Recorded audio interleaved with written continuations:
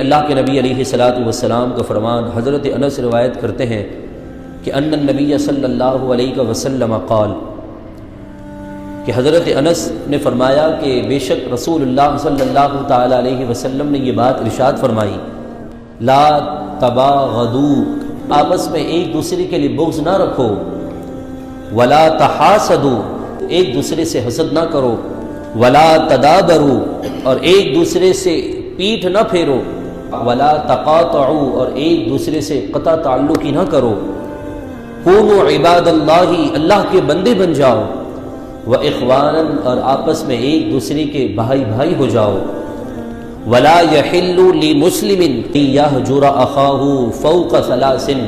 اپنے بھائی سے 3 دن سے زیادہ ناراض رہے، یہ ایک مسلمان کے لیے بات جائز نہیں ہے۔ رسول اللہ صلی اللہ تعالی علیہ وسلم کا یہ فرمان ہمیں کیا درس دے رہا ہے کہ ہم ایک دوسرے سے حسد کرنا چھوڑ دیں، ہم ایک دوسرے سے بغض رکھنا چھوڑ دیں، ایک دوسرے سے قطع تعلقی ختم کر دیں۔ آج حسد ہے نا 4 بنیاد پر ہوتا ہے، ایک علم، دولت، خوبصورتی یا نعمت۔ اگر آپ کو اللہ نے خوبصورتی دی ہے، سامنے والا آپ سے حسد شروع کر دیتا ہے۔ آپ کو اللہ نے علم کی دولت دے دی،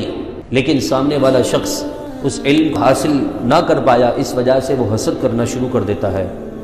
آپ کو رب نے دولت کے خزانے عطا کر دیے، آپ کا اپنا ہی ہوتا ہے، وہ آپ سے حسد کر رہا ہوتا ہے۔